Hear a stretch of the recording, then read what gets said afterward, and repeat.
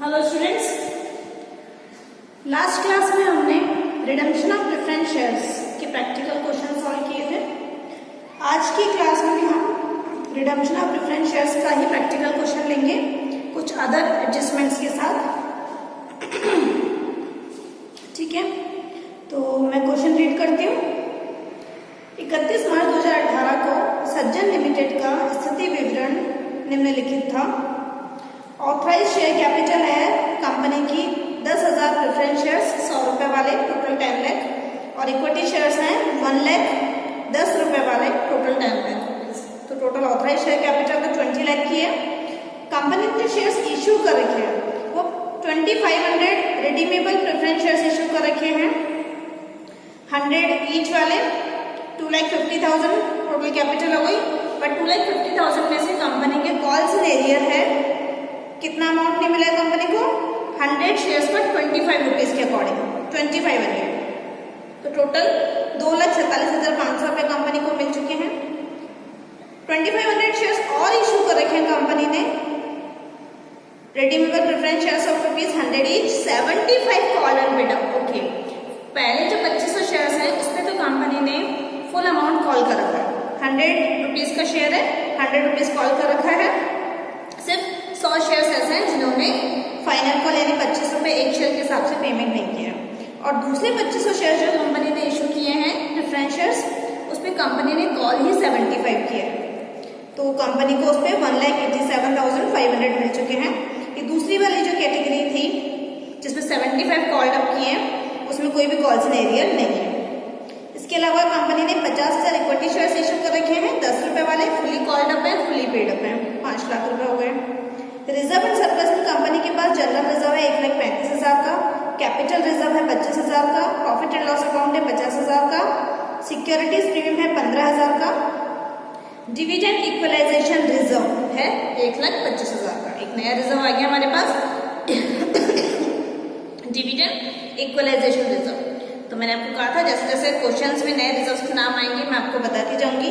तो ये रिजर्व हमारा फ्री रिजर्व है, डिविडेंड इक्वलाइजेशन रिजर्व जो होता है वो फ्री रिजर्व ही होता है। नॉन करंट लायबिलिटीज भी हैं कंपनी के पास, 12% डिबेंचर्स 1 लाख रुपए के, और करंट लायबिलिटीज में क्रेडिटर्स हैं 1 लाख। एसेट्स में कंपनी के पास फिक्स्ड एसेट्स हैं 11,85,000 की, और नॉन करंट इन्वेस्टमेंट्स हैं जो कि शेयर्स में इन्वेस्टेड हैं 1 लाख रुपए। करंट एसेट्स में बैंक बैलेंस है 2 लाख रुपए का। आगे क्या इन्फॉर्मेशन दी है कंपनी ने? संचालकों ने समस्त शोधीय पूर्वाधिकारी अंशों का 5% प्रब्याजी यानी 5% प्रीमियम पर तुरंत शोधन करने के लिए आवश्यक कार्यवाही करने का निर्णय किया। और इसके लिए क्या क्या डिसाइड किया कंपनी ने? जो रिडम्पशन की प्रोसेस स्टार्ट करने का कंपनी डिसाइड कर रही है, इसके लिए आगे डिसीजंस लिए हैं। 100 रुपए वाले 900, 9% पूर्वाधिकारी अंशों का 10% प्रीमियम पर निर्गमन किया, नए शेयर्स इश्यू कर रही है। हमारे पास ऑप्शन भी है out of fresh issue, redemption की जो मेथड्स मैंने 4 बताए थे उसमें मैंने सेकंड मेथड बताया था ना, redemption out of fresh issue. तो देखो ये 900 शेयर्स इशू कर रही है कंपनी, कौन से? 9% प्रेफरेंस शेयर्स। पहले जिनका रिडम्पशन है वो तो 10% प्रेफरेंस शेयर्स का रिडम्पशन है, अब जो नए शेयर्स इशू कर रही है वो 9% है, और जो न्यू शेयर्स इशू कर रही है वो प्रीमियम पर इशू कर रही है, 10% प्रीमियम पर। ओके, 100 रुपए वाले 1,000 12% ऋणपत्र समूल्य पर निर्गमित किए, कंपनी डिबेंचर्स भी इशू कर रही है। बट याद रहे डिबेंचर्स जो है वो रिडम्पशन के मेथड में काउंट नहीं होते हैं। जो मैंने 4 मेथड्स आपको बताए थे, out of free reserves, out of fresh issue, तो फ्रेश इशू सिर्फ शेयर्स का, जो डिबेंचर्स कंपनी इशू कर रही है इसके अमाउंट को हम रिडम्पशन में यूटिलाइज नहीं कर सकते। ठीक है, कंपनी के पास बैंक बैलेंस कम होगा या अदर रीजन से कंपनी डिबेंचर्स इशू कर सकती है। अंशों में विनियोग 105 की दर से बेचे गए। अच्छा, कंपनी के पास इन्वेस्टमेंट्स थे शेयर्स में, देखा था हमने, इन्वेस्टमेंट्स शेयर्स थे 1 लाख रुपीज के, उसको 105% 105% यानी 5% की प्रॉफिट पे कंपनी ने सेल आउट कर दिया। तो कंपनी इन्वेस्टमेंट सेल करे या कोई और ट्रांजेक्शन करे, इसकी जनरल एंट्री तो हम सिंपल जैसे जनरल एंट्री करते हैं उसी अकॉर्डिंग कर देंगे। और 1 लाख रुपए पुस्तक मूल्य का भवन जो कि विविध स्थायी संपत्तियों में सम्मिलित था, को 10,000 रुपए की हानि उठाकर बेचा गया। बिल्डिंग भी है कंपनी की, इसमें इंक्लूड है फिक्स्ड एसेट्स में 1 लाख रुपीज की बिल्डिंग है, उसको कंपनी ने सेल आउट कर दिया 10,000 की लॉस पर, इट मींस 90,000 में कंपनी ने उसको सेल आउट कर दिया।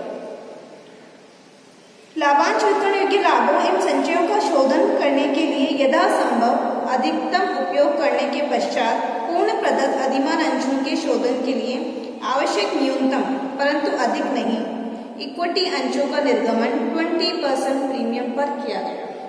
समझाती हूँ मैं स्लाइड को क्या कहना चाह रहा है क्वेश्चन।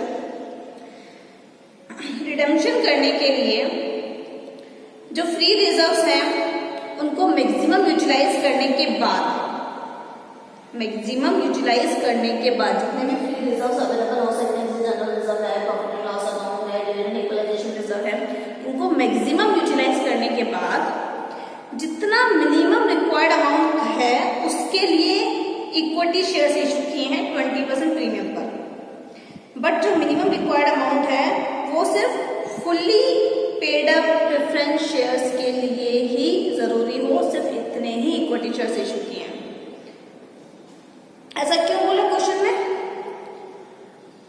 मैंने लास्ट क्लास में जो हमने क्वेश्चन किया था उसमें मैंने आपको बताया था कि अगर कुछ शेयर्स पर कॉल सिनेरियर है, कुछ शेयर होल्डर्स ने लास्ट कॉल फाइनल कॉल का पेमेंट नहीं किया है तो कंपनी उनका रिडम्पशन नहीं करती, उनका पेमेंट वक्त नहीं देती, तब तक नहीं देती जब तक वो कॉल सिनेरियर कंपनी को नहीं दे देते। लेकिन अरेंजमेंट जो प्रोविजन है, अमाउंट का प्रोविजन कंपनी उन शेयर्स के लिए भी कर रखती है। प्रोविजन कंपनी पूरी कैपिटल के लिए करती है जितना कंपनी को रिडम्पशन करना होता है, पूरे प्रीमियम के लिए करके रखती है जिस प्रीमियम पर रिडम्पशन करना होता है। सीआरआर तो पूरे अमाउंट से क्रिएट करती है, फ्रेश इशू जितना रिक्वायर्ड होता है पूरे अमाउंट से कर देती है। बट जब पेमेंट की बात आती है तो कॉल सिनेरियर वाले शेयर्स को पेमेंट नहीं करती क्योंकि वो फुली पेड अप नहीं होते। और हमारे रिडम्पशन की कंडीशन है कि रिडम्पशन तभी हो सकता है जब शेयर्स फुली पेड अप। ठीक है, इस क्वेश्चन में कुछ चेंज कर दिया क्वेश्चन ने, कुछ कंडीशन डाल दी कि जो अरेंजमेंट करके रखना है, जो हम प्रोविजन करते हैं कैपिटल के लिए, प्रीमियम के लिए, तो कैपिटल के केस में वो सिर्फ और सिर्फ फुली पेड अप शेयर्स के लिए ही प्रोविजन करने के लिए बोल रहे हैं। वापस मैं इस लाइन को एक बार रीड करती हूँ, अच्छे से समझना। After utilising to the maximum extend the profits and reserves available for distribution of dividend for the purpose of redemption, necessary minimum number of equity shares of ₹100 each, but not more than that, उससे ज़्यादा नहीं। Necessary minimum number of equity shares of 100 each, but not more than that, were issued at a premium of 10% for redemption of fully paid up preference shares। सिर्फ और सिर्फ इसका मतलब यही है कि इस बार जो प्रोविजन करेगी कंपनी वो सिर्फ fully paid up preference shares के लिए ही कर रखेगी, इसलिए मिनिमम रिक्वायर्ड अमाउंट में ही उतने ही इक्विटी शेयर्स इशू करेगी जितना fully paid up preference shares को रीपेमेंट करने के लिए जरूरी है। जो शेयर्स फुली पेड अप नहीं होंगे, जिन पर कॉल सिनेरियर होगा, उनका कंपनी अभी प्रोविजन नहीं करके रखेगी, उनके लिए अरेंजमेंट नहीं करके रखेगी। नेक्स्ट क्या बोला है? ₹75 याचित पूर्वाधिकारी अंशधारियों में से एक अंशधारी जो 200 अंशों का धारक था से मांगी गई अंतिम मांग राशि प्राप्त नहीं हो सकी। अच्छा, 75 जो कॉल्ड अप प्रेफरेंस शेयर्स हैं, तो दो टाइप के प्रेफरेंस शेयर्स हम बता रखे थे, एक 100 कॉल्ड अप था और 75 कॉल्ड अप था। 100 तो पूरा ही कॉल्ड अप है, उसमें तो ऑलरेडी 100 शेयर्स है, कॉल सिनेरियर है ही। जो 75 कॉल्ड अप था उसके लिए क्वेश्चन में बोला है कि इन पर जब फाइनल कॉल की कंपनी ने तो इसकी जो 2500 शेयर्स है इसमें से 200 शेयर्स का एक शेयर होल्डर अपनी फाइनल कॉल का पेमेंट नहीं कर पाया। इट मीन्स यहाँ पर तो 100 शेयर्स पर फाइनल कॉल ड्यू है, यहाँ पर इसकी फाइनल कॉल हम करेंगे लेकिन विदाउट फाइनल कॉल का रिडम्पशन नहीं कर सकते, पहले आपको फुली कॉल्ड अप करना है शेयर्स को। इसकी फाइनल कॉल कंपनी ने की, लेकिन जब कंपनी ने फाइनल कॉल की तो एक शेयर होल्डर जिसके पास 200 शेयर्स हैं उसने पेमेंट नहीं किया, तो यहाँ पर 200 शेयर्स का कॉल सिनेरियर हो जाएगा। और 100 रुपये याचित 100 पूर्वाधिकारी अंशों की बकाया मांग राशि में वसूल नहीं हो सकी। ठीक है, जो फर्स्ट वाली कैटेगरी है इनसे भी कंपनी ने प्रोसेस किया, कुछ वापस कॉल वॉल की कि पेमेंट करने के लिए, बट इनसे भी मांग वसूल नहीं हो सकी, इसलिए उनका भी शोधन नहीं किया गया। इट मीन्स टोटल 300 शेयर्स का कंपनी ने रिडम्पशन नहीं किया, 100 शेयर्स इसके और 200 शेयर्स इसके। शेष सभी शोधित अधिमान अंशों का शोधन कर दिया गया। ठीक है। पास necessary journal entries for redemption and prepare the balance sheet after the redemption of preference shares. Okay, तो आपने देखा क्वेश्चन को पढ़ने से हमें समझ में आ रहा है कुछ एक जर्नल एंट्रीज हमें एडिशनल करनी पड़ेंगी, जैसे कि इन्वेस्टमेंट सेल कर दिए कंपनी ने, फिक्स्ड एसेट सेल कर दी कंपनी ने, कुछ प्रॉफिट्स पे करी है, कुछ लॉस पे करी है, तो इसकी जनरल एंट्रीज हमें एडिशनल करनी पड़ेगी। बस इसके अलावा क्वेश्चन में कुछ नहीं है। हाँ, ये जरूर है कि इस बार जो अरेंजमेंट हम करेंगे वो fully paid up preference shares के लिए करेंगे। क्लियर? तो हम जनरल एंट्री से स्टार्ट करते हैं। तो सबसे पहले तो जैसे जैसे क्वेश्चन में बोला है स्टार्टिंग से हम वो काम करते हैं, आफ्टर दैट हम अपने रिडम्पशन के काम कराएंगे। सबसे पहले बोला है कि कंपनी ने 100 रुपए वाले 9% प्रेफरेंस शेयर्स का 10% प्रीमियम पर निर्गमन किया। तो जो इशू की एंट्री होती है वही करेंगे। 9% प्रेफरेंस शेयर्स इशू किए, 900 इशू किए हैं और 10% प्रीमियम पर इशू किया। 9% प्रेफरेंस शेयर इशू कर रहे हैं, bank account balance to 9% preference shares capital to securities premium. Premium पे इशू 900 शेयर्स 100 रुपीज वाले और 900 शेयर्स पर 10% प्रीमियम, 100 का 10% रेट में 10 रुपए का प्रीमियम, तो 90,000 रुपए का कंपनी के पास कैपिटल क्या है और 9,000 प्रीमियम क्या है। टोटल कंपनी में प्रॉफिट 99,000 आ गया। इसकी हम वो एंट्रीज भी कर सकते हैं जो हम इशू वाले क्वेश्चंस में करके आए हैं। Bank account debit to 9% preference application and allotment, then application and allotment का पैसा हम कैपिटल में ट्रांसफर करते हैं।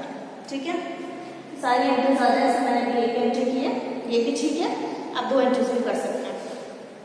नेक्स्ट है 100 रुपए वाले 1000 12% डिबेंचर्स सम मूल्य पर निर्गमित किए गए। डिबेंचर्स इशू किए और एट पार इशू किए। ठीक है, बैंक अकाउंट डेबिट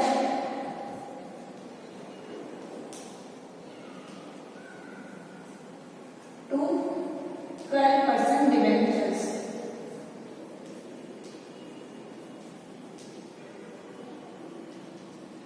$100 वाला डिबेंचर है और 1,000 डिबेंचर है, तो 1 लाख रुपीज अकाउंट में आ गया। बैंक में 1 लाख डिबेंचर्स इशू करने के बाद क्या किया, अंशों में जो इन्वेस्टमेंट था उसको 105 रुपए की दर से बेचा गया, 5% के प्रॉफिट पर बेचा। सेल कर दिया कंपनी, इन्वेस्टमेंट सेल कर दिया, तो बैंक में पैसा आ रहा है और कंपनी की जो एसेट्स है वो कम हो रही है। तो इन्वेस्टमेंट सेल करने की एंट्री क्या होगी, bank account debit to investment in shares,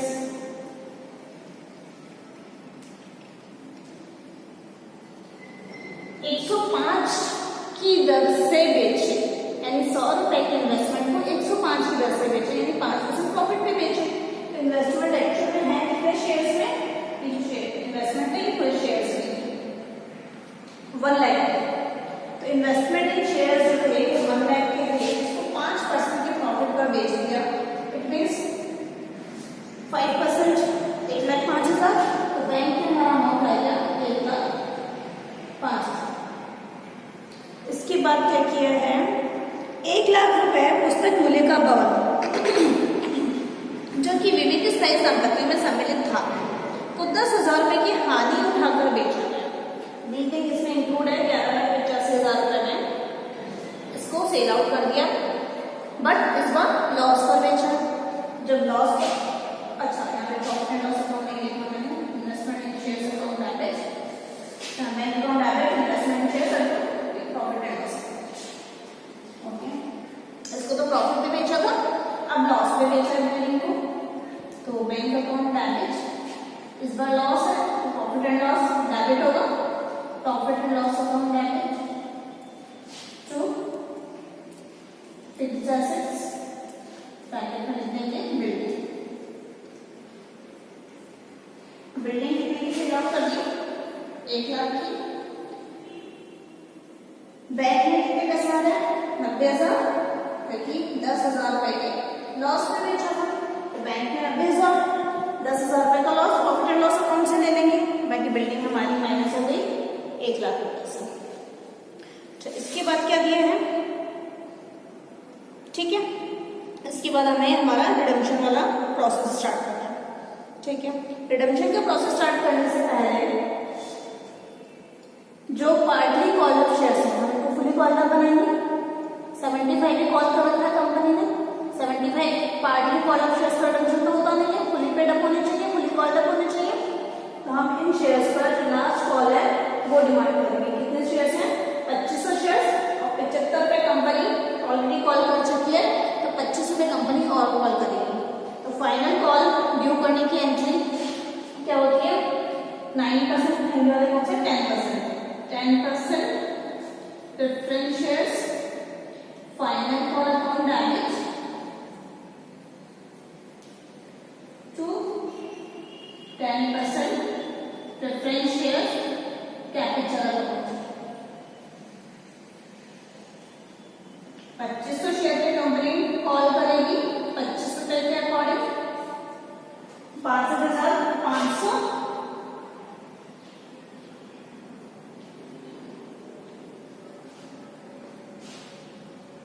final call का अमाउंट कंपनी के पास आएगा। बैंक अकाउंट डैमेज,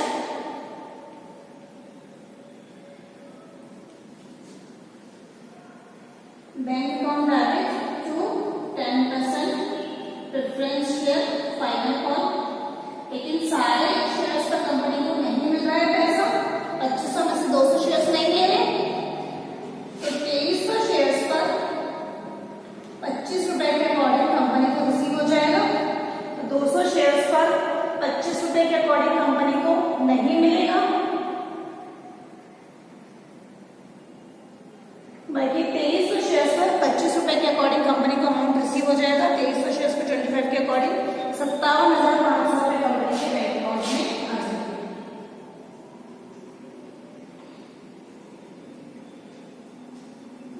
57,500 रुपए कंपनी के बैंक अकाउंट में फाइनल कॉल का पेमेंट आ गया। जो पार्टली कॉल अप शेयर्स थे उसको हमने फुली कॉल अप बना दिया। अब हम रिडम्पशन की प्रोसेस स्टार्ट कर सकते हैं। हमें ये देखना पड़ेगा कि कंपनी को कैपिटल का रिडम्पशन करने के लिए कितने अमाउंट की जरूरत है, और प्रीमियम के लिए, क्योंकि रिडम्पशन भी प्रीमियम पर है, कितने % पर है रिडम्पशन? रिडम्पशन कंपनी ने बोला है 5% पर, तो 5% के प्रीमियम का भी हमको अरेंजमेंट करना है। प्रीमियम के लिए सबसे पहले हम सिक्योरिटी प्रीमियम को यूटिलाइज करेंगे। हम एक बार अमाउंट की कैलकुलेशन करके रखेंगे कि हमें कैपिटल के लिए कितना चाहिए और प्रीमियम के लिए कितना चाहिए। मैं इसको रब करती हूँ, फिर हम देखते हैं हमें कितने अमाउंट की रिक्वायरमेंट है और हम कहाँ से अमाउंट लेंगे। रिडम्पशन ड्यू करें, टोटल 2500 5,000 शेयर्स का कंपनी रिडम्पशन कर रही है। दोनों 10% वाले हैं, अलग अलग लिखने की जरूरत नहीं है। लास्ट वाले बैलेंस शीट में अलग अलग इसलिए लिखा है कंपनी ने, बिकॉज इन पर 100 रुपीज कॉल किया हुआ है, इन पर 75 भी कॉल किया। अब हम दोनों को 100 रुपीज कॉल कर चुके हैं, तो दोनों सेम कैटेगरी के शेयर्स हैं, 10% वाले ही हैं। एक साथ लिख सकते हैं 10% redeemable preference shares capital account damage,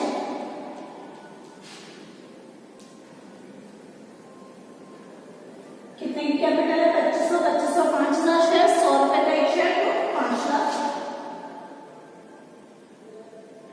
redemption premium पर करना है, premium on redemption of preference shares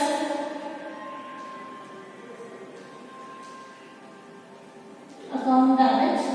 premium on redemption of preference shares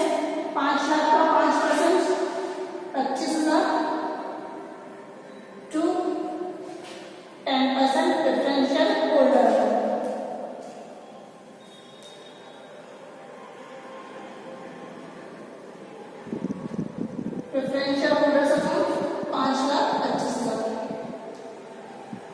total preference share holders का अमाउंट ड्यू कितना हो रहा है?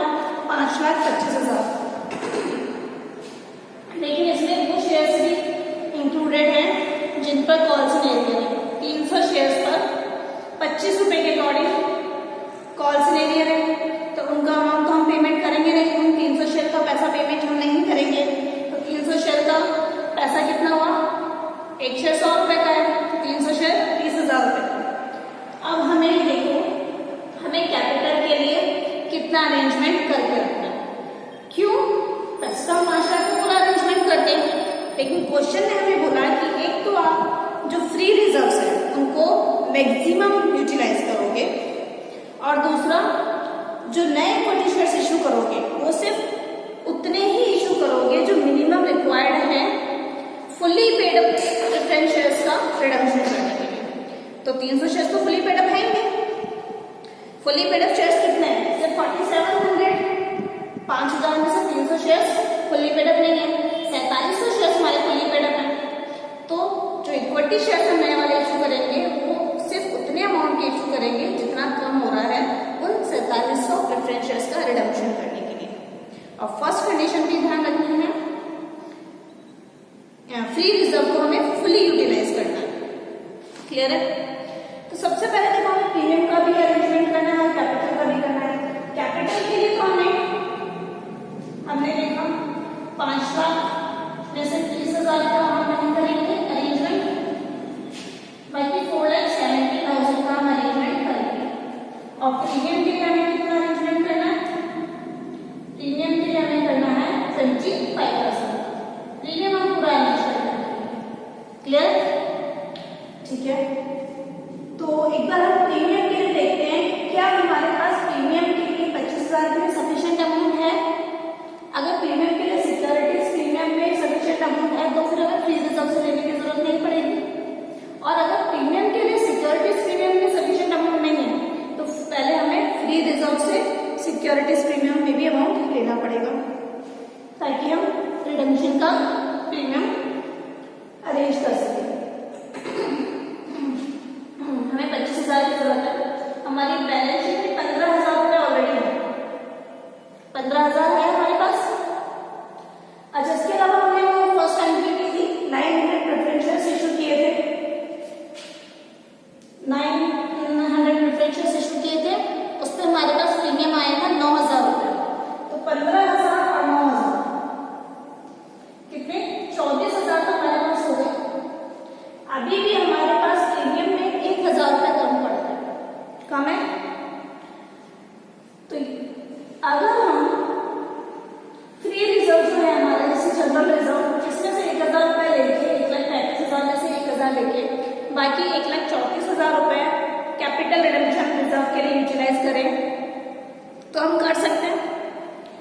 लेकिन क्वेश्चन ने हमें बोला है कि आपको फ्री रिजर्व को मैक्सिमम यूटिलाइज करना है, और हमें यह भी पता है कि जो हम नए शेयर्स इशू कर रहे हैं वो हम प्रीमियम पर कर रहे हैं।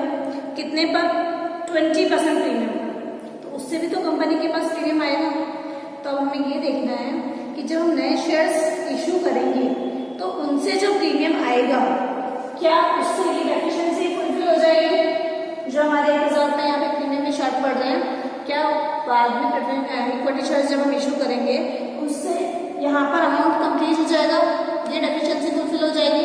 अगर हाँ, तो हम जनरल रिजर्व्स का यूज प्रीमियम और रिडम्पशन के लिए नहीं करेंगे।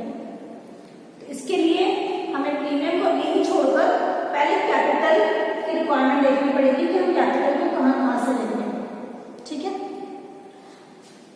सपोज हम जनरल रिजर्व पूरा ले लेते हैं। जनरल रिजर्व हमने ले लिया 1,35,000। उसके बाद है capital reserve. Capital reserve free reserve नहीं होता है, इसको हम यूटिलाइज नहीं कर सकते। उसके बाद है हमारे पास profit and loss account. Profit and loss account में हमारे पास बैलेंस तो था 50,000 का, लेकिन हमें पता है हमने इन्वेस्टमेंट सेल किया था तो 5,000 का प्रॉफिट और हुआ था। तो प्रॉफिट एंड लॉस अकाउंट में कितना बैलेंस हो गया? 55,000। बट फिर हमने बिल्डिंग सेल आउट की थी तो हमें 10,000 रुपए का लॉस हुआ था। तो 55 - 10 यानी 45,000 का बैलेंस हमारे profit and loss account profit and loss account हम यूटिलाइज कर सकते हैं 45,000। इसके बाद securities premium. Securities premium free reserve नहीं होता, उसको आप सीआरआर के लिए यूटिलाइज नहीं कर सकते। हाँ, रिडम्पशन अगर प्रीमियम पर है तो प्रीमियम का अरेंजमेंट करने के लिए आप सिक्योरिटीज प्रीमियम को यूज कर सकते हो, और वो हम कर भी रहे हैं। सिक्योरिटीज प्रीमियम के बाद है dividend equalisation reserve. Dividend equalisation reserve, ये मैंने आपको बताया एक फ्री रिजर्व भी होता है 1,25,000। तो अगर कंपनी फ्री रिजर्व को मैक्सिमम यूटिलाइज करे तो कंपनी के पास इतना अमाउंट है, देखते हैं कितना है total.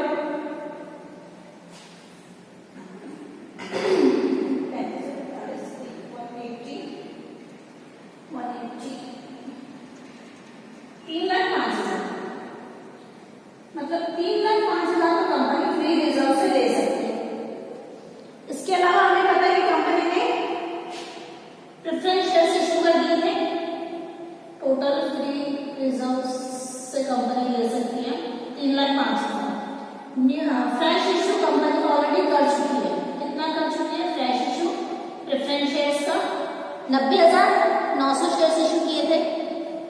90,000 total 3,95,000 company already arrange कर सकती है फ्री रिजर्व से और प्रेफरेंस शेयर्स से। टोटल रिक्वायरमेंट कितनी है कैपिटल के लिए?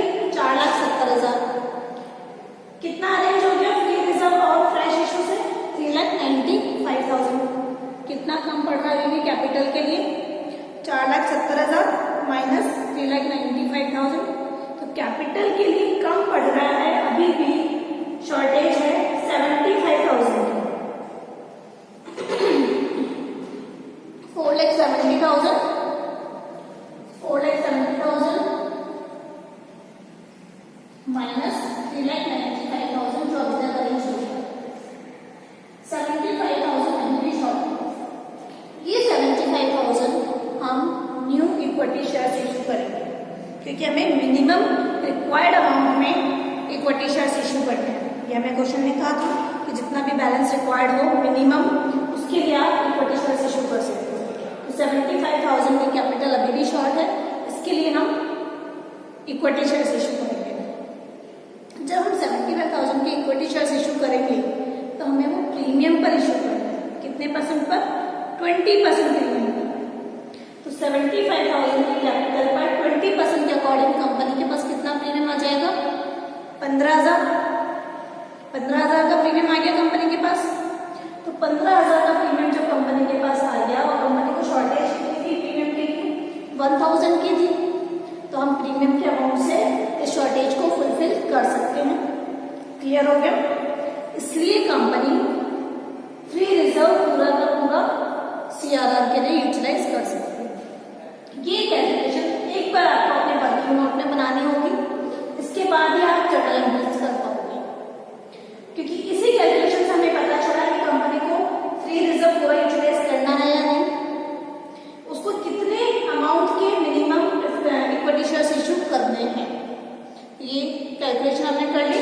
सीआरआर में सारा अमाउंट ट्रांसफर हो जाएगा। इसके अलावा 75,000 की न्यू कैपिटल कंपनी को इशू करेंगे, और न्यू कैपिटल इशू होने के बाद प्रीमियम भी सफिशिएंट हो जाएगा रिडम्पशन के प्रीमियम के लिए। तो हम बाकी की एंट्रीज करते हैं, इसको मैं रब कर लूं। प्रेफरेंस ऑर्डर को हमने ड्यू कर दिया, 5,25,000 रिडम्पशन ड्यू हो गया। सीआरआर क्रिएट कर लेते हैं। General reserve account average, capital reserve ले लेंगे, profit and loss account average, profit and loss account average, dividend equalisation reserve, dividend equalisation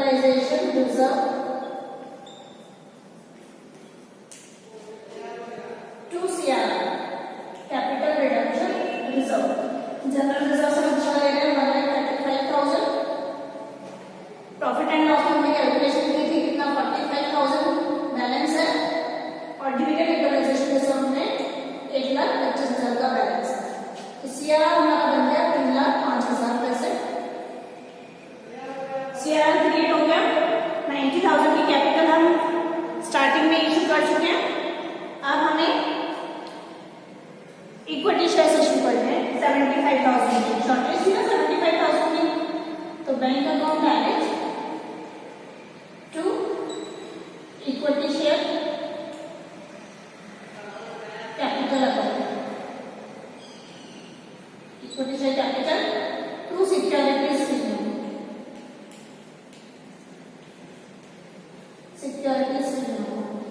capital कितनी 75,000 थी। तो अगर कंपनी के ऑलरेडी शेयर्स कितने पड़े हैं 10 रुपीज वाले, 10 रुपीज का एक शेयर है तो कंपनी इशू करेगी 7500 शेयर्स 10 रुपए वाले।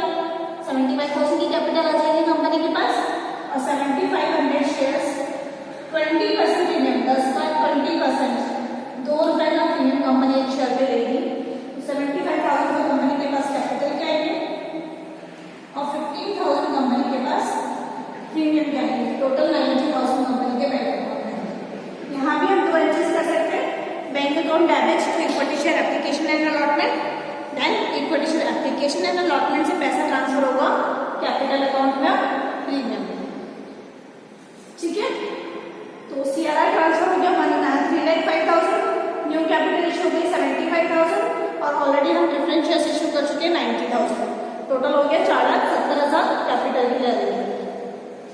प्रीमियम का अरेंजमेंट देना है और प्रीमियम हमने कैलकुलेशन कर ली थी। हम सिक्योरिटीज के अकाउंट से ले रहे हैं 15,000 ये है, 15,000 ये आ गया कंपनी के पास 30,000 और 9,000 प्रेफरेंस शेयर्स पे आ गया था 39,000 और कंपनी को चाहिए कितना 25,000। Securities premium account debit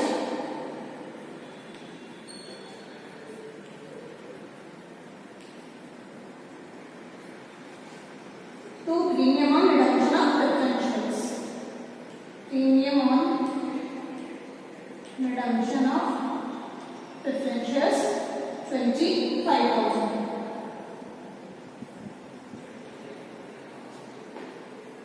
arrangement पूरा हो गया कैपिटल के लिए भी और प्रीमियम के लिए भी। कैपिटल के लिए तो हमने उतना ही अरेंज किया जितना फुली पेड अप कैपिटल का पेमेंट करने के लिए, रिडक्शन करने के लिए जरूरी है और प्रीमियम के लिए हमने फुल अरेंजमेंट किया। ठीक है, अब हम फाइनल एंट्री करेंगे पेमेंट करने की। अरेंजमेंट हो गया, प्रेफरेंस ऑर्डर को पेमेंट करना है 10% preference share holder account balance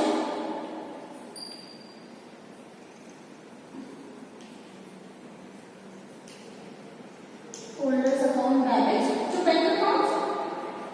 लेकिन पेमेंट पूरा 5,25,000 का नहीं होगा, 300 शेयर्स पर हम पेमेंट नहीं करेंगे। 300 शेयर के नाम कैपिटल का अमाउंट पे करेंगे ना प्रीमियम का अमाउंट पे करेंगे।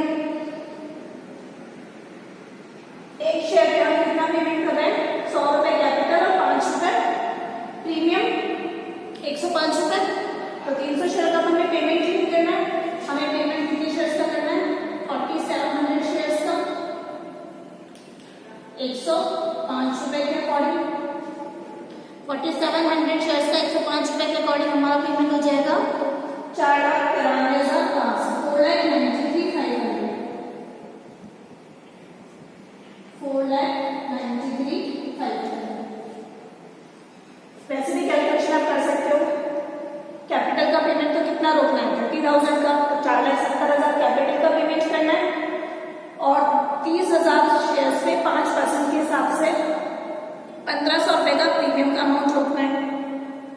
तो 23,500 हम प्रीमियम का पेमेंट करेंगे। तो 4,70,000 प्लस 23,500 4,93,500 फाइनल पेमेंट कर दिया।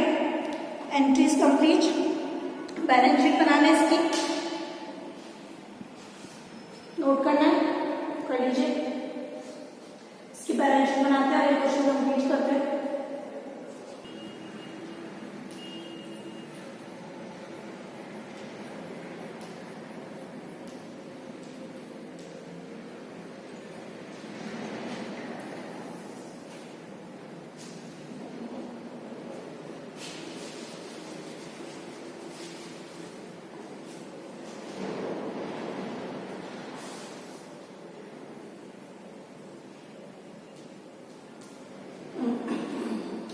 बैलेंस शीट में सबसे पहले हम equity and liabilities, equity and liabilities heading है, इसमें सबसे फर्स्ट हेडिंग हमारी क्या होती है, share holders fund. Share holders fund, और शेयर होल्डर्स फंड में सबसे फर्स्ट हम लिखते हैं share capital.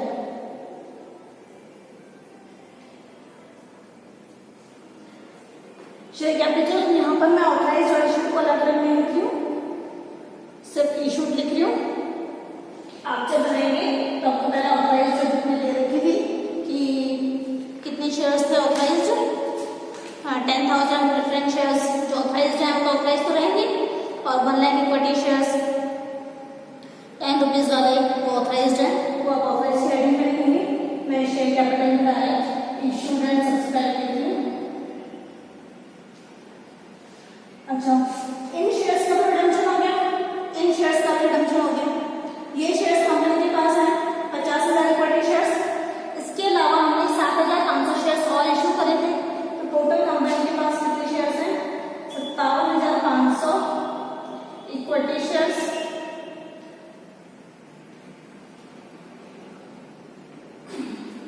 ₹10 each, fully paid up, 5,75,000 रुपए की तो कंपनी के पास इक्विटी शेयर्स है। इसके अलावा कंपनी ने प्रेफरेंस शेयर्स भी इशू किए थे, 9% 900 प्रेफरेंस शेयर्स ऑफ ₹100 each, 100 के लिए 90,000 कंपनी के पास प्रेफरेंस शेयर्स है। बस ये दो कैपिटल के अलावा अभी कंपनी ने और कोई कैपिटल इशू नहीं कर रखी है। शेयर होल्डर्स फंड में शेयर कैपिटल के बाद सेकंड है reserve and surplus. Reserve and surplus, तो रिजर्व एंड सरप्लस में क्या क्या आएगा आपके पास, देखो जनरल रिजर्व था बट यूटिलाइज हो गया, अब कुछ अमाउंट नहीं बचा इसमें। कैपिटल रिजर्व भी कंपनी के पास है 25,000 को, कैपिटल रिजर्व 25,000। कैपिटल रिजर्व के बाद profit and loss account fully utilise हो गया। Securities premium, securities premium balance बचा हुआ है, सिक्योरिटीज प्रीमियम देखो 15,000 ऑलरेडी था, प्रेफरेंस शेयर्स पे आ गया था 9,000, फिर इक्विटी शेयर्स इशू किए थे फिर 15,000 आ गया, इसमें से हमने पेमेंट कर दिया 25,000, 39,000 में से 25,000 का पेमेंट कर चुके सिक्योरिटीज प्रीमियम में से, बाकी 14,000 अभी भी कंपनी के बैलेंस शीट में शो होगा। डिविजन इक्वलाइजेशन रिजर्व में फुल यूटिलाइज कर लिया, तो reserve and surplus complete. Equity liability में सेकंड अपना जाएगा non current liabilities, non current liabilities. Non current liabilities में कंपनी के पास डिबेंचर्स थे, ऑलरेडी 1 लाख रुपए के डिबेंचर्स कंपनी के पास थे, और 1 लाख रुपए के डिबेंचर्स कंपनी ने और इशू कर दिए। अब डिबेंचर्स कितने होगा कंपनी के पास, 2 लाख रुपीस के। नॉन करंट लायबिलिटीज के बाद करंट लायबिलिटीज, करंट लायबिलिटीज में कंपनी के पास क्रेडिटर्स है, और इसमें कोई चेंज है नहीं, तो 1 लाख क्रेडिटर्स है, अभी भी 1 लाख क्रेडिटर्स। अच्छा, इसके अलावा करंट लायबिलिटीज में और क्या आ जाएगा, एक तो क्रेडिटर्स आ गया, अब एक और आ जाएगा preference share holders, preference share holder.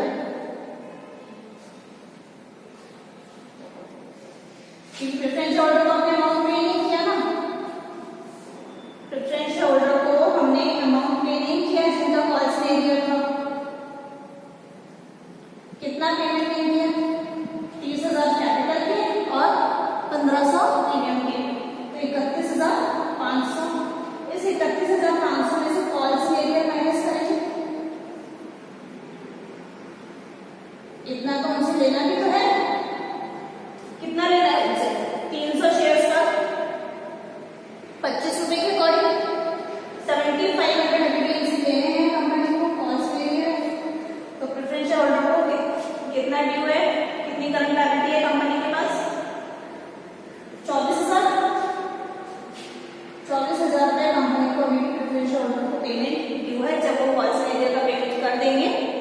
7,500 का पेमेंट कंपनी को कर देंगे तो कंपनी हमको 31,500 रुपये का पेमेंट कर देगी। लायबिलिटी साइड कंप्लीट है, इसका टोटल लगा लो, इसका टोटल करो 5,75,000 6 8 9 10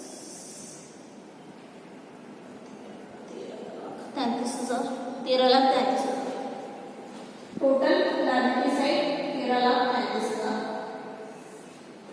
अब हम एसेट साइड पे आ जाते हैं। एसेट्स देखो क्या क्या एसेट्स थी कंपनी के पास, फिक्स्ड एसेट्स थी 11,85,000 रुपए की, तो फिक्स्ड एसेट्स अभी भी है। फर्क क्या है, 11,85,000 में से 1 लाख की fixed assets company sell out कर चुकी है बिल्डिंग, तो अब कंपनी के पास फिक्स्ड एसेट्स कितनी है 10,85,000। सेकंड है इन्वेस्टमेंट, सेल आउट हो गए, 1 लाख के इन्वेस्टमेंट है शेयर्स में, ये सेल आउट हो गए, ये अब नहीं आएंगे। जब बैंक करंट एसेट्स में कंपनी के पास है बैंक में तो काफी सारा चेंजेस है, क्योंकि बैंक में तो काफी अमाउंट आया भी है और बैंक से हमने पेमेंट भी किया है। तो बैंक में देखो ओपनिंग बैलेंस कितना था कंपनी के पास, इस बैलेंस शीट में कितना दे रखा है 2 लाख। अब जहां जहां हमने एंट्रीज में चेक करो, जहां जहां हमने बैंक अकाउंट को डेबिट किया था, बैंक में पैसा आया था, सब ऐड हो जाएगा और हमने बस फाइनल एक पेमेंट किया है प्रेफरेंशियल होल्डर्स को, वो माइनस हो जाएगा। तो क्या क्या ऐड होगा, सबसे पहले हमने प्रेफरेंशियल इशू किए थे 99,000 आए थे, फिर हमने इन्वेस्टमेंट सेल किए 1,05,000 आए, हमने बिल्डिंग सेल की 90,000 आए, प्रेफरेंशियल शेयर्स हमने फाइनल कॉल करी थी तो कितने आए थे 57,500। प्रेफरेंस शेयर्स के हमने जब फाइनल कॉल करी थी जो 75 कॉल खोले थे तो हमारे पास 57,500 आए थे। इसके अलावा हमने इक्विटी शेयर्स इशू किए थे 75,000 कैपिटल और 15,000 प्रीमियम, तो 90,000 हुआ है कंपनी के पास। और कहीं से कुछ पेमेंट आया क्या, ठीक है। और एक फाइनल पेमेंट जो कंपनी ने किया 4,93,500 का, जो प्रेफरेंस होल्डर्स को पेमेंट किया 4,93,500 का माइनस हो जाएगा। ये कैलकुलेशन बैंक अकाउंट बना के भी कर सकते हो।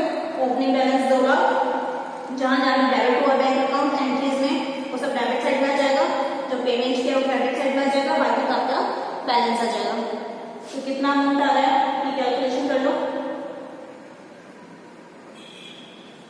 2,48,000 बैंक में है कंपनी के पास 2,48,000। टोटल करके देखते हैं एसेट साइड का 13,35,000, दोनों सेम आ रहा है, लायबिलिटीज भी 13,35,000 और एसेट साइड भी 13,35,000। बैलेंस शीट मैच हो गई, क्वेश्चन कंप्लीट है। बैंक अकाउंट में एक बार कुछ और है क्या, 2,57,500 99 1,99,000 1 लाख और 1,05,000 1 लाख। अच्छा हाँ, डिबेंचर भी तो इशू किए थे कंपनी ने, तो आपके यहाँ पर प्लस में 1 लाख और ऐड होगा, तभी आपका 2,48,000 बैंक का बैलेंस है। 1 लाख रुपए के डिबेंचर इशू किए थे, इन्वेस्टमेंट 1,05,000 ले लिया हमने, 90,000 बिल्डिंग के ले लिए, 90,000 इक्विटी शेयर कैपिटल इशू करने के लिए। तो इस क्वेश्चन में हमारे पास क्या चेंज था, एक तो हमें जिनका कंपनी एट प्रेजेंट रिडम्पशन नहीं करी है, जिन पे कॉल्स ले रहे हैं, उनके लिए अरेंजमेंट नहीं करना था, फुली पेड प्रेफरेंस शेयर्स के लिए ही अरेंजमेंट करना था। और जो अरेंजमेंट करना था उसमें जो फ्री रिजर्व्स हैं उनको मैक्सिमम यूटिलाइज करना था और मिनिमम रिक्वायर्ड अमाउंट में ही इक्विटी शेयर्स इशू करने थे। इक्विटी शेयर्स भी ज़्यादा इशू नहीं होने चाहिए और ऐसा ना हो कि सिक्योरिटीज प्रीमियम में पैसा पड़ा रहा है और हम प्रीमियम का पैसा रिजर्व से ले रहे हैं, फ्री रिजर्व से ले रहे हैं। इसलिए हमने वर्किंग नोट में पहले कैलकुलेशन देखी कि हमें कैपिटल के लिए कितना अमाउंट चाहिए, कितना उसमें शॉर्टेज हो रहा है। नई कैपिटल इशू करने से वो कैपिटल की रिक्वायरमेंट कंप्लीट हो रही है और नई कैपिटल के साथ जो प्रीमियम आएगी, क्या उससे हमारा प्रीमियम और रिडम्पशन कंप्लीट हो जाएगा। तो ये कुछ एडजस्टमेंट इस क्वेश्चन में थे। नेक्स्ट क्वेश्चन में कुछ और एडजस्टमेंट्स के साथ प्रेफरेंस शेयर्स रिडम्पशन को ही आगे और क्लियर करेंगे। Thank you.